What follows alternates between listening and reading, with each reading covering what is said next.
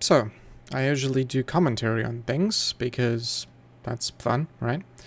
Um, reason I haven't done this with this one is because I wanted to be sure that I wasn't going to say something stupid about it and sort of research a little bit more about this truck before giving recommendations. Essentially, it's a truck I would recommend. There are a couple things about it that I'd like changed, but, well, not much you can do, I think. One of the biggest things, sort of FPS in the cabin being a little bit low, not sure what's going on there, but some of the trucks, they have lower FPS, some of the trucks have higher FPS. Guess depends on how much is being rendered, or sort of how many textures, how much shiny stuff. But it's a little bit low, does get a bit frustrating depending on where you are, so that's something that definitely could be a little bit improved if possible. Other thing, outside, that box doesn't really fit with the fenders.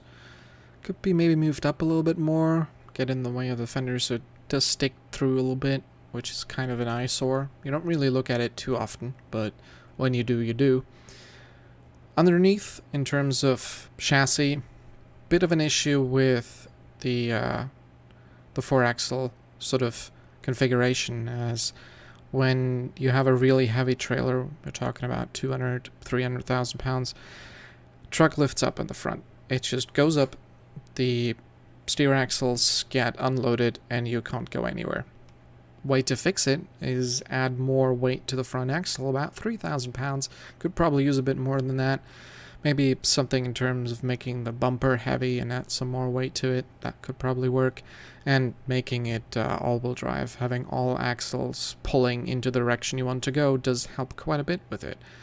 And obviously in this configuration there is, or technically never really was, but there is a tri-drive, which means you don't have the second axle being a steer axle, and that still has that issue because you really want that steer axle to give you an additional steering closer to the pivot point, which is where the fifth wheel is. I think best way to fix it would either be moving the fifth wheel forward, something to maybe add another chassis variant which has the fifth wheel a bit further forward. That could help. Maybe work on a little bit more customization for it. It does have sensible customization. The stuff that you would want is added to it. Something like the oversized load banner, the front, and the beacons and whatnot. It does have sort of the additions that you would want, but not a whole lot of them. There's probably something that could be added, something like diamond-plated fenders on the rear, maybe a plate for the entire rear to cover up the holes in the chassis, stuff like that. Or, I don't know, just something a little bit more, I guess. It's a lot there, obviously, but maybe something, the filters, air filters, to be able to change them, or put some more stuff on the hood, maybe.